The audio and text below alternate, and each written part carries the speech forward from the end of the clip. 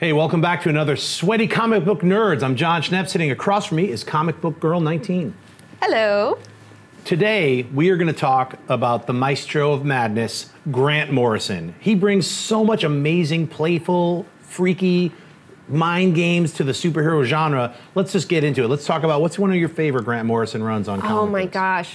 One of my favorite Grant Morrison comic books is one that's recently been made available again, Flex Mentallo, the Man of Muscle Mystery. This one is such a fun and bizarre, weird satire on the muscle man, Atlas Man from comic books. 98-pound weakling, sand in the face. And taking that character and turning him into this weird metaphysical hero. I mean, Grant Morrison is a chaos magician. He's into the occult and things like that. And this Flex Mentallo really talks about a lot of his beliefs, and it's just, he just brings a new level of weirdness to comic books that I can't get enough of. I agree. I mean, he is the king of the insane, bringing the mythos back and reinterpreting it. The way he took Doom Patrol and made it a comic book that I wanted to read is really, this is saying a lot to take, and not to say too much about like the earlier Doom Patrols, but he just took it and turned it on its side. He just turned it completely upside down and made it an issue after issue, pulse-pounding adventure of freaky insanity. And you would not think about that, like, oh, the Doom Patrol, he just put it and flipped it completely around, then went on to make the Invisibles, which I think is one of my all-time favorites. So.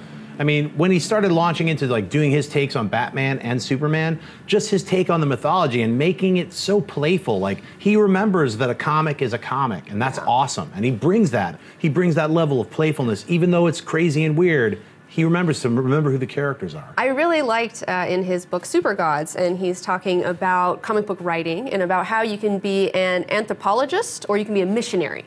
And that he takes the anthropological thing where he goes into their world and has fun with the ideas of superheroes and not trying to bring superheroes to our world, which I really enjoy a lot. I feel like nowadays a lot of people are very trying to make things serious and realistic, and I don't always want to see that.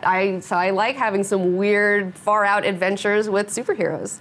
What's your take on his All-Star Superman and his take on the brand new 52 Superman, where he actually kind of went back and like had Superman in jeans, like the early Superman? Yeah, I mean, Grant Morrison is responsible for making me love characters that I did not like beforehand, and Superman is one of them. All-Star Superman is just an achievement. It's just the best distillation of what Superman is.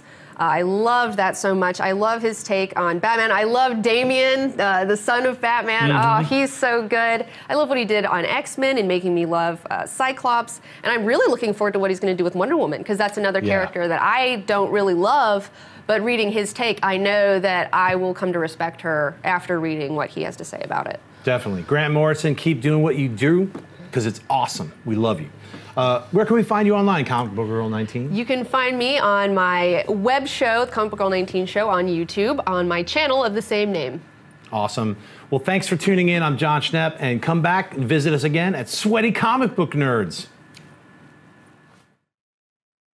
For more awesome shows like this one, subscribe to theStream.tv.